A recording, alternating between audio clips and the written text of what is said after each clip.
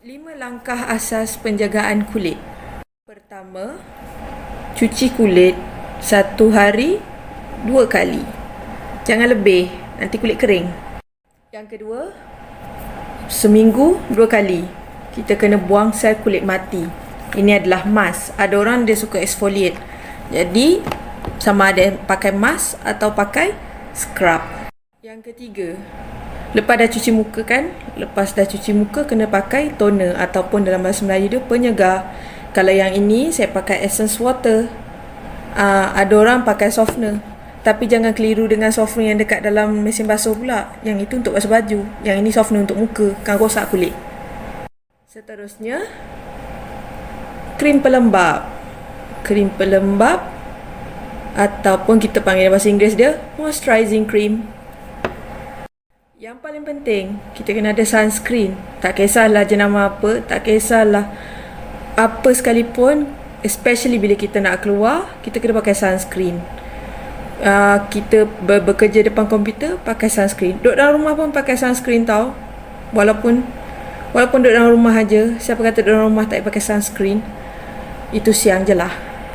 Jadinya penjagaan kulit muka ni kita kena sentiasa lazimi untuk dapatkan kulit yang sihat. Bila dapat kulit yang sihat, kulit kita akan glowing, akan lebih bercahaya. Bukan cahaya iman, tapi bercahaya sebab kulit kita sihat. Di samping tu, jangan lupa makan sayur, makan buah. Biasakan minum air kosong sebab air kosong akan menjadikan dalaman kita lebih sihat. Kalau kita jaga kulit dengan pakai dengan fokus 5 step ni, tapi dalaman kita tak jaga juga, tak minum air, kita tak makan sayur, kita tak makan buah, dia mungkin akan mengganggu kulit kita untuk regenerate ataupun untuk tumbuh ataupun untuk berkembang secara sihat. So kalau nak tanya pasal penjagaan kulit, boleh mesej saya. Assalamualaikum. Hari ni saya nak cerita pasal langkah pertama dalam penjagaan kulit muka. Semalam kita cerita pasal 5 perkara asas. Hari ni saya nak cerita pasal langkah pertama yang lebih terperinci. So basically memang kita tahu yang langkah pertama adalah cuci muka. Kenapa kita kena cuci muka? Untuk pastikan kekotoran yang ada kat muka kita dibersihkan dengan baik. Tapi dalam masa yang sama kita kena tahu juga berapa kali sehari kita kena cuci. Maknanya dia tak boleh selalu kerap sebab bila terlalu banyak cuci, dia akan jadi kering. Kulit akan jadi kering. Sometimes mungkin ada setengahnya akan mengalami lebih banyak jerawat. Dia nak katanya kalau terlalu ekstrim kita mencuci muka, dia akan jadi teruk ataupun dia tak membantu, dia tak akan memulihkan kulit. Memang kita tahu biasanya waktu bila yang kita kena cuci muka, waktu kita bangun tidur and waktu kita sebelum tidur. Kenapa waktu bangun tidur? Bila waktu bangun tidur, kalau ikut daripada pemerhatian saya, biasanya kalau bangun tidur ni kulit kita berminyak ataupun mungkin macam ada, contoh kalau kita pakai krim malam sebelum dia kan mesti akan ada sisa-sisa krim tu. Jadi kita nak bersihkan supaya kita bersedia untuk pakai krim ataupun serum ataupun apa-apa selepas kita mandi. Lepas tu pula yang kedua, sebelum kita tidur, sebab kita dah seharian, bayangkan kalau contohnya wanita yang berkerjaya ataupun siapa pun yang macam contoh kita bekerja and then tentu kita dah terdedah dengan debu, dengan kekotoran yang ada di luar. So kita kena cuci muka sebelum kita tidur supaya nak pastikan muka kita bersih sebelum kita tidur, bersedia untuk menukar sel-sel kulit yang baru. Perempuan je ke yang kena jaga? Dah tentu tak. Lelaki pun kena jaga juga sebab hormon ni tak kena jantina. Cumanya mungkin lelaki ada testosteron, perempuan progesteron. Tapi yang penting nak katanya memang kita kena jaga kulit, sebab kalau kita tak cuci muka dengan bersih, dia tak akan menjadikan kulit kita lebih sihat. So kena jaga kulit kita dengan lebih baik. Macam saya guna Lumi V. Tapi bergantung pada semua orang. Ada setengah dia suka ikut jenis kulit, dia jangan ikut orang. Assalamualaikum. Hari ni saya nak cerita pasal langkah kedua dalam penjagaan asas kulit muka. Okay, previously kita dah tahu langkah pertama adalah pembersihan wajah. Kita kena cuci muka 2 kali sehari. Sebaiknya bangun tidur dan sebelum tidur. Untuk yang kedua, kita akan bercerita tentang pengelupasan ataupun nama Inggeris dia exfoliate. Okay. Biasa kita perasan kalau ada orang pakai mask pergi, macam kita jumpa orang tu ataupun kita tengok ahli keluarga kita akan pakai masker ataupun kadang-kadang pakai macam scrub ke, dia orang cuci muka pakai scrub ataupun dia orang pakai masker, and then like dia orang duduk dalam 20 minit macam tu, and then dia orang tanggalkan ataupun cuci balik muka. So kalau siapa yang pernah nampak situasi macam tu, itu adalah proses exfoliation ataupun kita panggil pengelupasan. Biasanya benda ni kita akan buat 2 kali seminggu. Kita tak nak buat secara kerap untuk mengelakkan kulit kita terlebih kering. So apa sebenarnya pengelupasan ni? Apa yang apa yang kita dapat daripada pengelupasan? Biasanya kita dapat membuang sel kulit mati yang berbaki, sebab walaupun kita hari-hari kulit kita akan ada bertukar, kira macam istilah dia saling kulit lah, tapi kita tetap akan ada yang berbaki yang kita perlukan pembersihan secara intensif.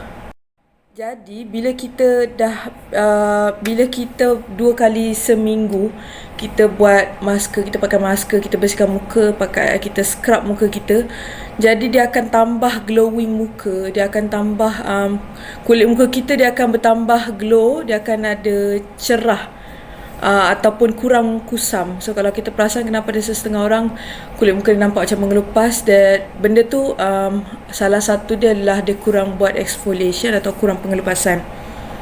Tapi dalam masa yang sama, macam saya kata, itu adalah penjagaan luaran yang kita kena ambil tahu, yang kita kena biasakan, lazimi. Dalam masa yang sama kita kena ada juga penjagaan dalaman.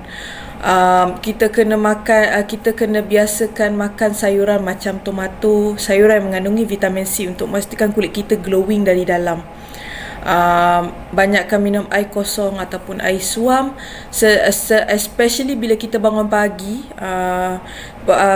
Saya pernah dengar pada orang tua saya, kalau kita bangun pagi and then yang air liur kita yang berbaki masa tidur semalam tu kita minum dengan air suam, dia akan melawaskan perut, and at the same time akan dia akan menjadikan kita punya kulit glow dari dalam. Assalamualaikum, selamat menyambut hujung minggu. Hari ini saya nak cerita pasal langkah ketiga untuk penjagaan kulit yang asas.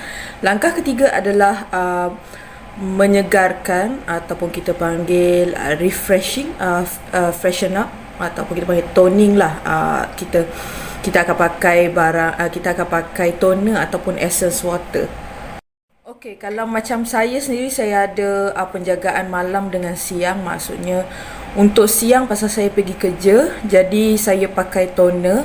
Untuk malam saya pakai essence water sebab nak bagi pulihkan balik kulit setelah seharian bekerja. Jadinya sebenarnya tak perlu pun nak sampai ada malam dengan siang, tapi macam saya, pasal saya try Botanical Effects dulu, kemudian baru saya try Lumi V, sebab tu dia ada jadi 2. Okey, ini adalah Mary Kay Botanical Effects Toner. Botanical Effects Toner ni dia tak ada bau. Dia macam bau dia kosong lah, istilah dia odorless. Ni untuk orang yang kulit sensitif. Yes, memang kulit saya sensitif, sebab tu saya pakai yang ni untuk waktu siang. Dia lebih pada saya Botanical Effects ni dia lebih menyegarkan, boleh lebih menyegarkan kulit saya, dan saya tak perlu nak tergesa-gesa untuk pakai untuk pakai benda lain, sebab yang ini just sembuh je dekat muka. Just spray je, ataupun kita just spray kat tangan, lepas tu kita dab dekat muka untuk kasih kulit kita menyerap toner tu. Untuk malam pula saya pakai Mary Kay Lumivi Essence Water. So sebenarnya Mary Kay, kalau orang faham, Mary Kay Lumivi ni Essence Water ni dia untuk mencerahkan kulit, tapi pada saya lebih meratakan toner kulit yang tak sekata. Kita tak boleh nak mencerahkan kulit kita sebab kita hanya boleh meratakan toner kulit. Sebab tu kita perlukan penjagaan kulit yang baik, penjagaan kulit yang asas. Kita kena tahu asas penjagaan kulit tu supaya kita dapat pastikan kulit kita sentiasa sihat dan berseri. Ramai orang berfikir, ramai orang salah anggap bahawa ada produk yang memutihkan kulit. Sebenarnya kalau kulit kita dah sedia ada gelap, saya syorkan lebih baik kita jaga kesihatan kulit tu. Sebab kulit yang gelap ni sebenarnya bagus juga. Tak ada istilah putih lebih cantik daripada gelap. Sebab yang itu mungkin macam kecantikan itu sangat subjektif. Sebab tu putih ataupun gelap, putih cerah ataupun gelap, dia tetap cantik untuk orang yang memandang. So see you semua. Hari ini saya nak cerita pasal langkah penjagaan kulit yang keempat. Langkah penjagaan kulit yang keempat adalah melembapkan. Biasanya bila kita akan melembapkan kulit, bila kita akan guna pelembap, macam hari tu kita dah cerita pasal pembersihan, kita dah cerita pasal pengelupasan atau pembuangan sel kulit mati, kita dah cerita pasal penyegaran, dan kita sekarang ni kita akan cerita pasal melembapkan. So melembapkan biasanya akan dilakukan lepas kita dah gunakan penyegar dekat muka, and then kita akan gunakan pelembap. So basically pelembap ni untuk mengekalkan kelembapan kulit dan memastikan kulit kita sentiasa sihat, well nourished, ataupun untuk kekalkan zat dalam kulit muka. Melembapkan kulit, menggunakan pelembap ni bukan saja untuk orang yang berkulit kering, tapi untuk semua orang, untuk semua jenis kulit. Dan kita kena pilih krim pelembap berdasarkan kesesuaian kulit. Sebab kalau salah pilih, sama ada dia akan menyebabkan kulit kita mengelupas, ataupun kulit kita akan jadi kering ataupun lebih berminyak. Untuk saya sendiri, kebiasaannya saya ada dua jenis krim muka. Satu Lumivi Moisturizing Cream. Walaupun Lumivi ni dikatakan untuk mencerahkan kulit, tapi pada saya lebih untuk meratakan toner kulit yang tak sekata. Dan kemudian disebabkan kulit saya kombinasi kering, normal dan berminyak, so saya guna oil free hydrating gel daripada Mary Kay juga. Dan surprisingly, krim muka ni sesuai untuk semua jantina. Maksudnya untuk lelaki dan perempuan lah. Dan krim muka ni menurut pengalaman saya dah bertahan, saya boleh pakai selama setahun lebih. Sebab previously saya mula pakai krim ni daripada bulan 5 tahun lepas. And then botol bekas pertama habis pada bulan 8 tahun ni. Jadinya memang harga yang dijual memang berbaloi. So biasa yang ini harga dia RM130. Untuk Lumivi ni saya tak ingat harga dia berapa, dalam beratus juga. Tapi dia punya tekstur dia memang lembut dan sedap. So tekstur dia memang lembut dan sedap, bau dia wangi, dan memang kalau pakai waktu malam memang sangat melembapkan. Bila kita bangun tu kulit kita akan rasa lebih segar. So itu saja, nanti kita akan jumpa untuk video. Assalamualaikum, hai semua. Hari ini saya nak cerita pasal langkah kelima, iaitu langkah terakhir dalam penjagaan kulit yang asas. Langkah kelima adalah melindungi. Jadi bila kita dah cuci muka, kita dah menyegarkan muka, kita dah melembapkan muka, so langkah terakhir adalah melindungi. Melindungi ni macam mana? Melindungi daripada cahaya sinaran UVA dan UVB. Untuk sinaran-sinaran tu saya lebih suggest untuk baca secara lebih lanjut, sebab saya dalam video ni saya bukan nak cerita pasal sinaran tu, tetapi saya nak fokus pada penjagaan kulit dan pemilihan sunscreen atau sunblock yang sesuai dengan kulit muka. Untuk saya secara peribadinya, saya suka pakai Mary Kay Botanical Effects SPF 30. Memang saiz dia mini, 50 liter saja. So saya beli ni dalam harga RM61.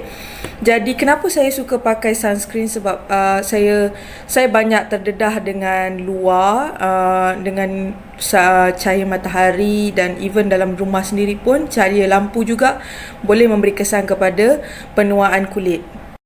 Sebab tu kalau kita nak keluar sebelum 15 minit, sebaiknya 15 minit sebelum kita keluar, kita kena pastikan kita pakai sunscreen.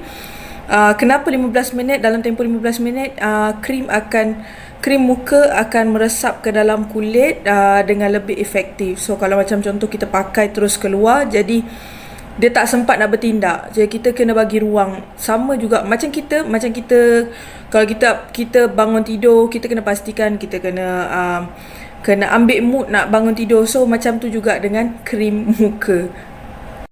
Mungkin analogi saya macam agak kelakar, tapi memang sebenarnya setiap apa yang kita pakai, dia akan perlukan masa untuk bertindak dengan kulit.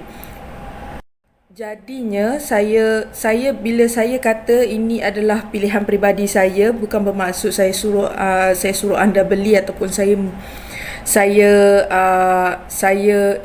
saya promote penggunaan Mary Kay ni. Sebabnya Mary Kay kita ada 90 hari jaminan tukar barang. Jadi pemilihan sunscreen ataupun sunblock mesti kena sesuai dengan kulit, sebab tak semua yang boleh sesuai dengan semua. Jadi tak semua boleh sesuai dengan jenis kulit kita. Jadi kita kena pandai pilih dan pastikan ia bertepatan dengan bajet yang kita nak. Jadi kalau sekiranya ada berminat nak beli Mary Kay ataupun nak tanya pasal Mary Kay, boleh WhatsApp saya.